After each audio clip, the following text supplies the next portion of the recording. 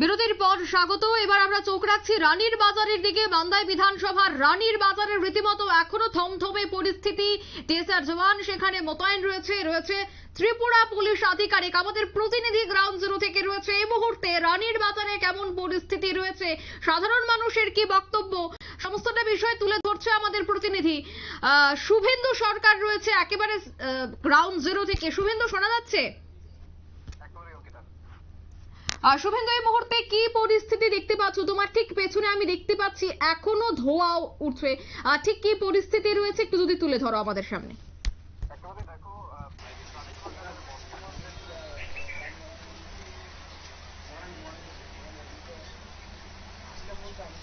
একেবারে দেখো, রানীর বাজারের বর্তমান যে পরিস্থিতি রয়েছে তা কিন্তু সহজেই দেখতে পাচ্ছি আমরা। পিছনে বাড়িঘর একাধিক জায়গায় ভাঙা রয়েছে। বর্তমানে আমরা যদি দেখি বিএনএস 163 সেকশন চালু রয়েছে, যে কারণে কিন্তু 5 জনের উপরে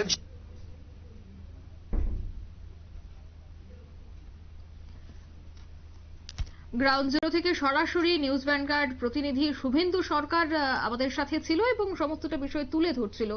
রীতিমতো থমথমে পরিস্থিতি রানীর বাজারে এবং এখনো সেখানে জনজীবন রীতিমতো বিপর্যস্ত। আমরা গতকাল তুলে ধরেছিলাম ডিএম ঘটনাস্থলে উপস্থিত হয়েছে এবং ডিএম ঘটনাস্থলে উপস্থিত হয়ে সাধারণ মানুষের সাথে কথা বলে, যারা ক্ষতিগ্রস্ত তাদের সাথেও কথা বলেছেন এবং দপ্তরের জন্য প্রত্যেকেই এসে দেখা করেন এবং কতটুকু ক্ষয়ক্ষতি হয়েছে সমস্ত বিষয় যেন জানানো হয় সে বিষয়টা কিন্তু গতকালই আমরা তুলে ধরেছিলাম।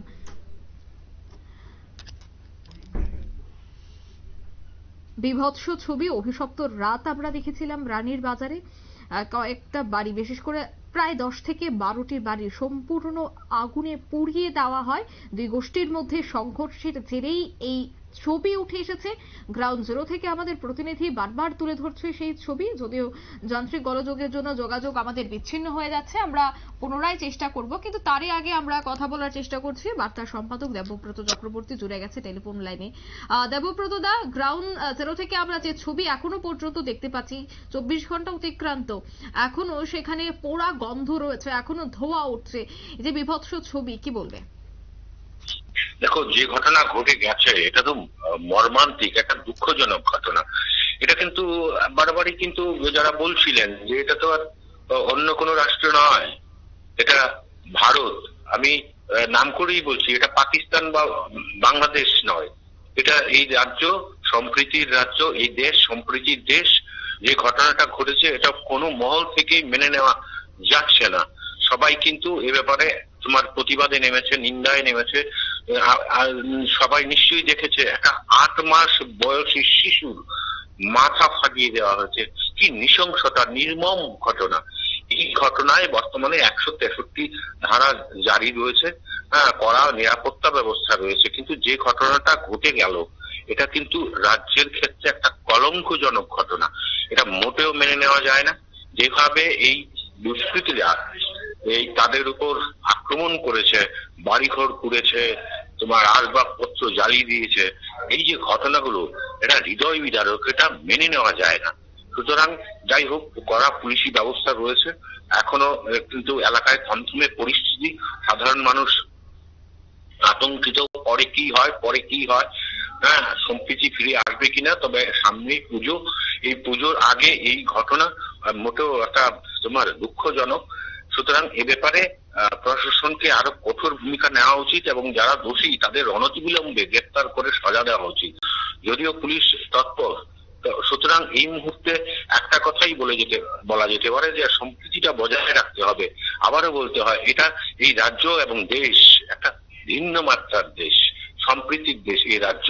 দেখো, এখানে সবাই মিলেমিশে থাকে, একটা সংহতি রয়েছে। আর এই যে ঘটনা, এটার পেছনে একটা ষড়যন্ত্র রয়েছে, সে ব্যাপারে সন্দেহের কোনো কারণ নেই। বিষয়টাকে কেউ উস্কে দিয়েছে, যে কারণে এমন একটা জঘন্য ঘটনা ঘটে গেল। সুতরাং যারা আক্রান্ত পরিবার, তারা যে ক্ষতিগ্রস্ত হলো, এটা পুষিয়ে দেওয়া উচিত। সরকার অবশ্য সে ব্যাপারে একটা উদ্যোগ গ্রহণ করেছে। এ পর্যন্ত যা করেছে অনেকটাই তোমার আশাপ্রদ। তবে একটা বিষয় বলতে হয় যে পুলিশের সামনেই যদি ঘটনাটা ঘটে থাকে, পুলিশ করলোটা কি? এমন একটা ঘটনা অভিযোগ কিন্তু উঠেছে যে পুলিশের সামনেই নাকি এ ধরনের ঘটনা ঘটেছে। যদি তাই হয় তবে কেন পুলিশ এভাবে এই ঘটনাকে প্রশ্রয় দিল? এ ব্যাপারে তোমার পুলিশের বিরুদ্ধেও একটা সঠিক তদন্তক্রমে একটা ব্যবস্থা গ্রহণ করা উচিত। কারা ছিলেন তখন, কেন এই ঘটনা এত দূর এগোলো, এ ব্যাপারে যদি পুলিশ সদর্থক ভূমিকা গ্রহণ না করে তাহলে কিন্তু এই দুষ্কৃতীদের একটা প্রশ্রয় দেওয়া হবে। তাহলে এই রাজ্যের যে ঐতিহ্য সংস্কৃতি, এই সংস্কৃতির উপর কিন্তু একটা আঘাত আসবে, সে ব্যাপারে বলার কোনো সন্দেহ নেই। সুতরাং একটাই কথা বলা যেতে পারে যে আসন্ন দুর্গাপুজোর আগে অন্তত এই ব্যাপারটা ওই এলাকায় তোমার প্রতিষ্ঠিত করতে হবে যে এই রাজ্য সম্প্রীতির রাজ্য, সংহতির রাজ্য। এই রাজ্যে এই ধরনের ঘটনা শুভবুদ্ধি সম্পন্ন মানুষ মোটেও মেনে নেবে না, এবং যে করেই হোক এই এলাকায় একটা শান্তি সম্প্রীতির পরিবেশ ফিরিয়ে এনে সাধারণ মানুষকে, সাধারণ যারা আক্রান্ত তাদের মধ্যে একটা আস্থা তৈরি করতে হবে। এই জন্য বিভিন্ন সংগঠন রয়েছে, তাদের ওই এলাকায় গিয়ে এ ব্যাপারে একটা উপযুক্ত পদক্ষেপ গ্রহণ করা জরুরি অঙ্কিতা। একদমই ধন্যবাদ দেবব্রত দা। অর্থাৎ এখনো কিন্তু আঁটোসাঁটো নিরাপত্তা ব্যবস্থা রয়েছে এলাকা জুড়ে, কোনো ধরনের যেন অপ্রীতিকর ঘটনা না ঘটে। এবং আমরা গতকালে আপনাদের সামনে তুলে ধরেছিলাম যে বিভিন্ন ধর্মীয় প্রতিষ্ঠানে পর্যন্ত উচ্চ পদস্থ আধিকারিকরা মোতায়েন রয়েছে। অর্থাৎ এই যে অভিশপ্ত রাত তা যেন আর আগামী দিনে দেখতে না হয় তার জন্য কিন্তু পুলিশ আধিকারিক মোতায়েন রয়েছে। গ্রাউন্ড জিরো থেকে আমাদের প্রতিনিধি সেখানে রয়েছে, একাধিক বিষয় সে জানার চেষ্টা করছে। এলাকাবাসীদের রীতিমতো অভিযোগ যে প্রায় 10 থেকে 12টি বাড়ি সম্পূর্ণ আগুনে পুড়িয়ে দেওয়া হয়। আমি এই মুহূর্তে যোগাযোগ করার চেষ্টা করছি আমাদের প্রতিনিধির সাথে। শুভেন্দু, শোনা যাচ্ছে? একেবারে অঙ্কিতা। শুভেন্দু, ঠিক তুমি এই মুহূর্তে কি দেখতে পাচ্ছ?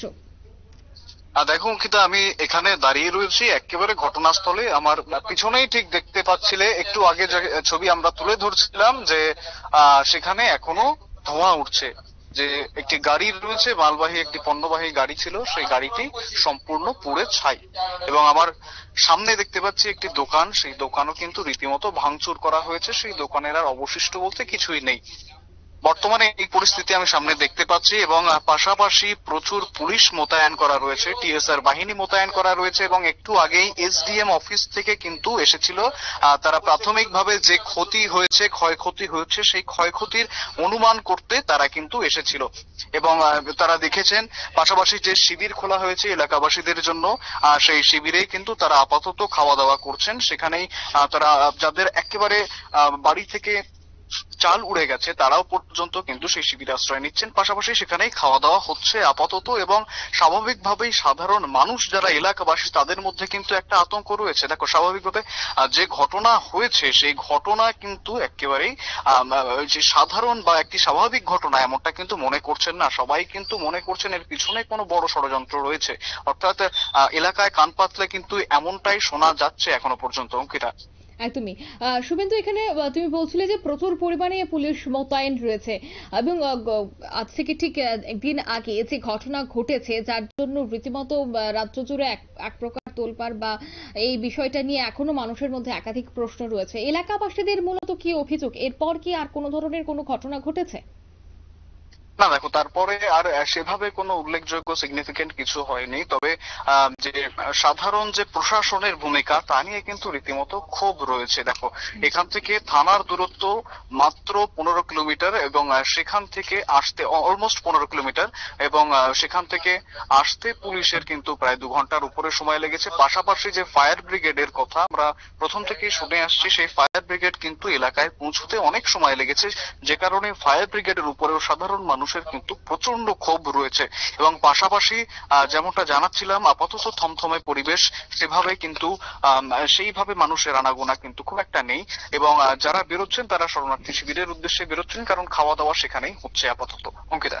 একদমই। শুভেন্দু, তুমি থাকো এবং তোমার সাথে আমি আবারও পরে যোগাযোগ করবো যে কেমন রয়েছে পরিস্থিতি। আমাদের প্রতিনিধি একেবারে অন স্পট থেকে তুলে ধরলো সমস্ত বিষয়, এলাকা ঘুরে দেখছেন দপ্তরের আধিকারিকরা। গ্রাউন্ড জিরো থেকে সেই ছবি আমরা আপনাদের সামনে তুলে ধরছি। গতকাল থেকেই আমরা একাধিক ছবি আপনাদের সামনে তুলে ধরেছিলাম। গতকাল সকালেও দমকল কর্মীরা তারা ঘটনাস্থলে উপস্থিত হয়েছে এবং আগুন নেভানোর চেষ্টা করেছিল, কিন্তু আজ সকাল পর্যন্ত এখনো কিন্তু সেই পোড়া গন্ধ রয়েছে, এখনো মানুষের হাহাকার রয়েছে। যদিও সরকারি তরফ থেকে ক্ষতিপূরণ দেওয়ার আশ্বাস দিয়েছিলেন বিশাল কুমার, এবং আজ সকালেই ডিএম অফিস থেকে আধিকারিকরা এসেছিল এবং ক্ষতিপূরণ কতটা হয়েছে পরিমাণ জানতে তারা ঘটনাস্থলে উপস্থিত হয়েছে। ইতিমধ্যেই শিবির খোলা হয়েছে, সেই শিবিরেই প্রচুর মানুষ আশ্রিত বলে এখনো পর্যন্ত জানা গেছে। নিয়ে নিচে ছোট্ট একটি বিজ্ঞাপন, বেরোতেই সঙ্গে থাকুন।